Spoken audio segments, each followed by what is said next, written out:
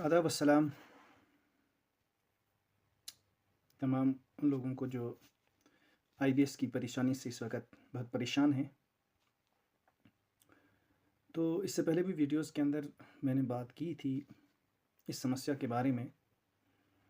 तो बहुत सारे लोग जो हैं इस वक्त इससे मुब्तला हैं, परेशान हैं आईबीएस से, इरिटेबल बाउल सिंड्रोम, जो एक पेट की बहुत ख़तरनाक समस्या होती है। इसका हल जो निकलना बड़ा मुश्किल होता है, ख़ास करके अभी उन लोगों को इसका इल्म ही नहीं होता है कि ये समस्या है क्या और ये किससे हो रही है, इसकी बुनियादी वजह क्या है। तो बड़े लोग जो हैं इससे महरूम रहते हैं और काफ़ी समय अपनी ज़िंदगी का वो बर्बाद कर देते हैं।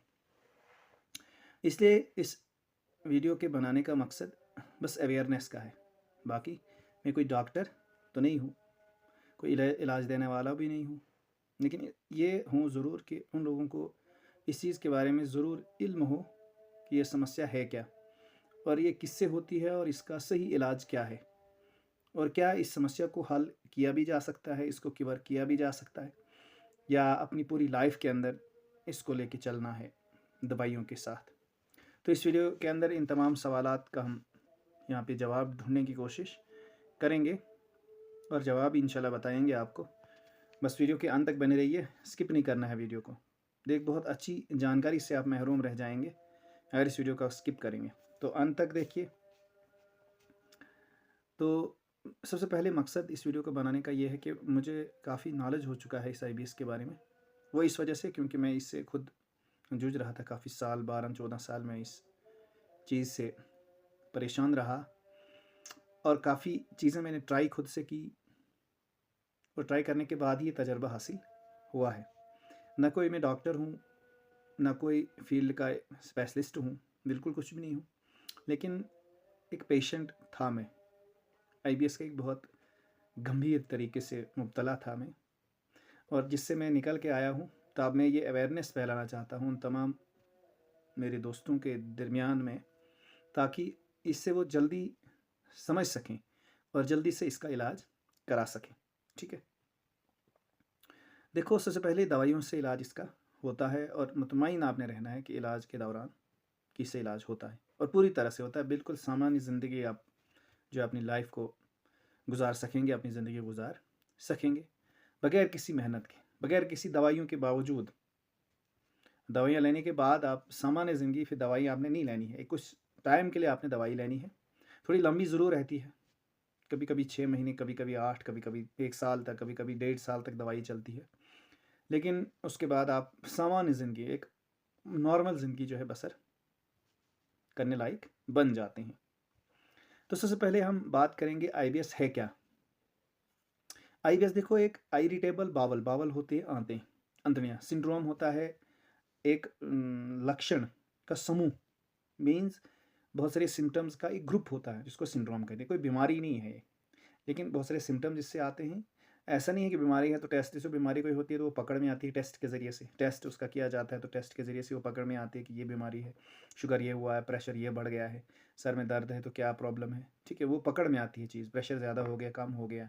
ठीक है, तो लिवर में इन्फेक्शन है तो टेस्ट में आएगा। जैसे टेस्ट में ये क्या आता है, ये कहते हैं विडॉल टेस्ट करते हैं, उसमें टाइफाइड हो सकता है, जिगर में इन्फेक्शन होता है। ठीक है, लिवर में, पेट में अगर समस्या होगी तो अल्सर होता है पेट का, या गैस्ट्राइटिस, एसिड ज़्यादा बनता है तो उसमें एंडोस्कोपी, क्लोनोस्कोपी वगैरह। तो उस तरीके से अगर आपके इंटेस्टाइन में सोजिस बढ़ गई है तो क्लोनोस्कोपी होती है, उसके बहुत सारे सामान्य टेस्ट होते हैं। लेकिन ये आईबीएस जो है ये बगैर टेस्टों से ही इंसान को सिम्टम्स के ज़रिए से डॉक्टर ये बताता है कि आपको आईबीएस की दिक्कत है।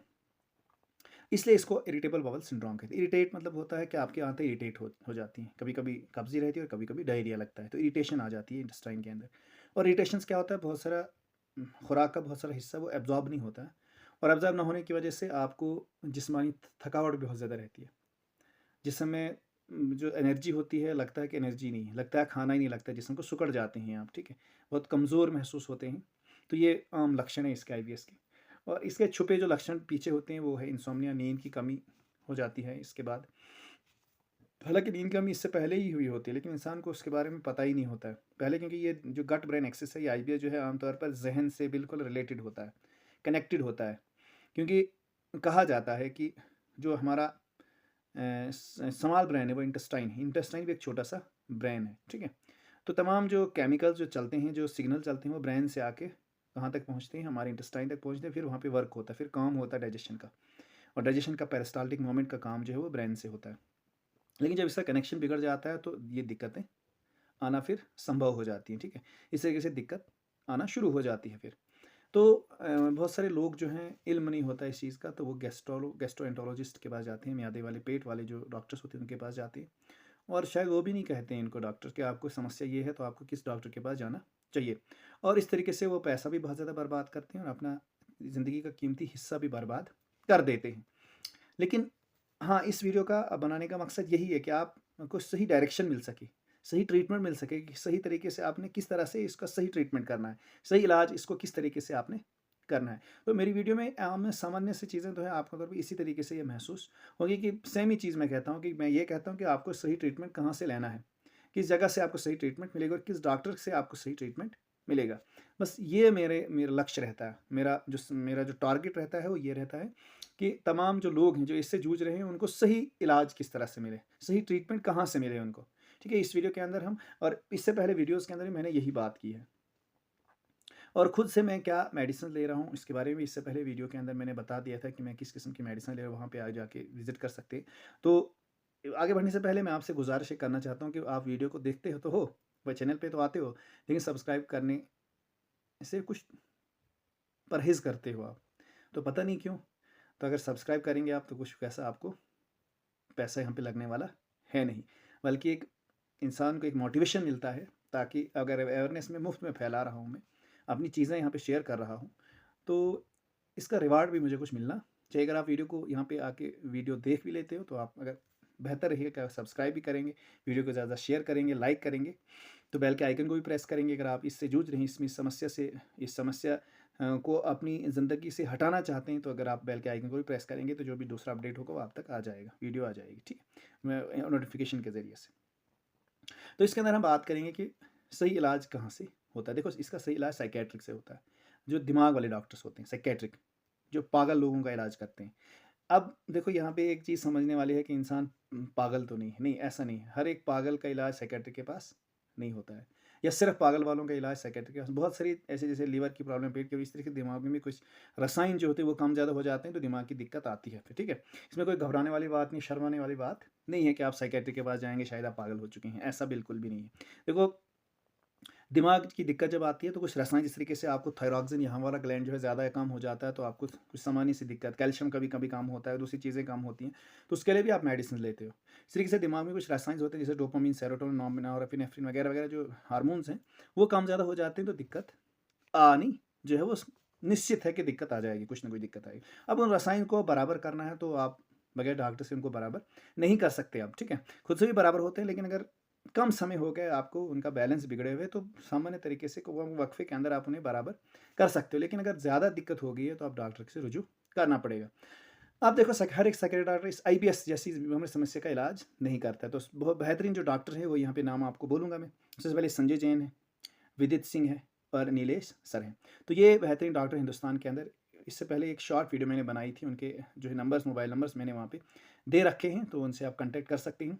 तो ऑनलाइन आपको क्या मिलेगी, प्रेस्क्रिप्शन मिलेगी, उनसे बात होगी, प्रेस्क्रिप्शन मिलेगी, आपके सिम्टम्स को देखा जाएगा, किस तरीके के सिम्टम्स हैं, कितने सालों से है, तो बेहतरीन तरीके से आपका इलाज हो जाता है। तो मज़ीद आपने ये चीज़ यहाँ पे ज़हन रखनी है, जब इलाज आप लेंगे तो आपने 1.5-2 महीने का इंतज़ार करना है, जब तक आपकी मेडिसिन जो है आपको असर करना शुरू करेंगी।